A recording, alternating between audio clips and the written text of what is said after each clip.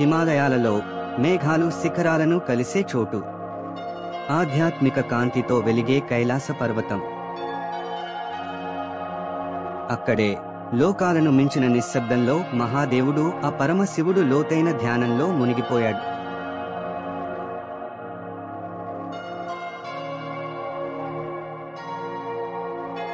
ఆ పవిత్ర మేఘాల మధ్య పార్వతీదేవి యొక్క బంగారు వాకిలి వెలుగుతూ ప్రేమ, కరుణ మరియు దివ్యశక్తికి నిదర్శనం.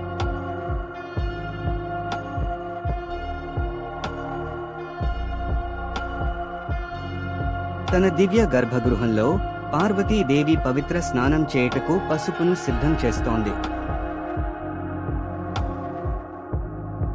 పార్వతీదేవి ఆ పసుపుతో చిన్న బాలుడి రూపం చెక్కుతూ తల్లి ప్రేమను ఆ రూపంలో నింపి గణేశుడు అని పేరు పెడుతుంది.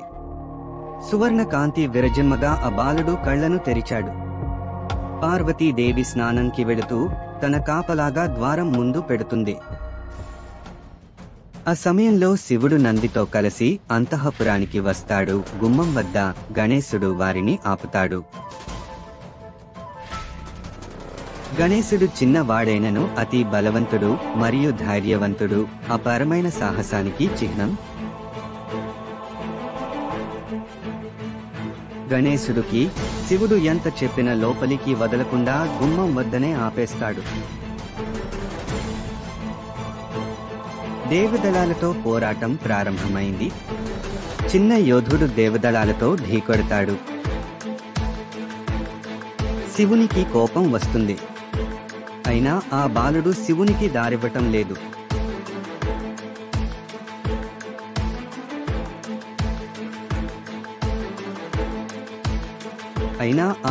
వెనక్కి తగ్గటం లేదు. పర్వతాలాంటి ధైర్యం అతని కళ్లలో మెరిసింది.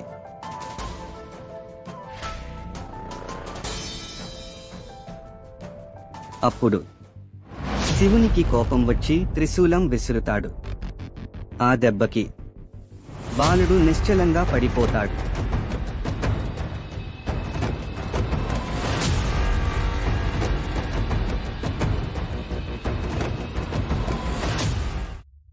ఆ విషయం తెలిసి తల్లి ఆ బాలుడు వద్ద కూర్చుని కన్నీళ్లు పెట్టసాగింది. ఆ కన్నీటి వెనుక దాగి ఉన్న కోపంతో ఒక్కసారిగా పార్వతీ మహాకాళిగా మారి ఉగ్రరూపం దాల్చుతుంది. దేవతలందరూ భయంతో వణికిపోయారు. ఆమె కోపానికి నమస్కరిస్తూ విషయం తెలుసుకుని ప్రేమ, పశ్చాత్తాపంతో శివుడు యజ్ఞం మొదలుపెట్టాడు. ప్రాణం పునరుద్ధరించేందుకు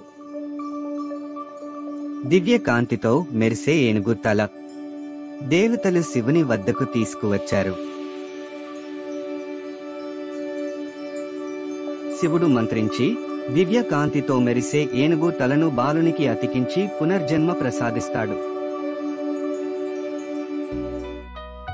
ఆ బాలుడు మొదటి శ్వాస తీసుకొని దివ్య కాంతితో చిరునవ్వులు నవ్వుతాడు.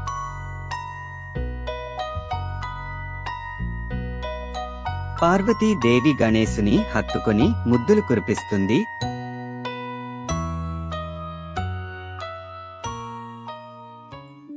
ఆనందోత్సాహంతో దేవతలు పైనుంచి పుష్పవర్షం కురిపించారు.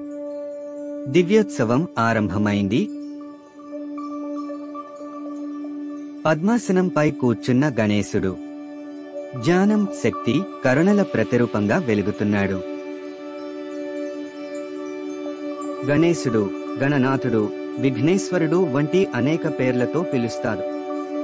విఘ్నాలను తొలగించే దేవుడిగా ఆయనను పూజిస్తారు మరియు ఆయన పుట్టినరోజును వినాయక చవితిగా జరుపుకుంటారు. ఓం గం గణపతయే నమః.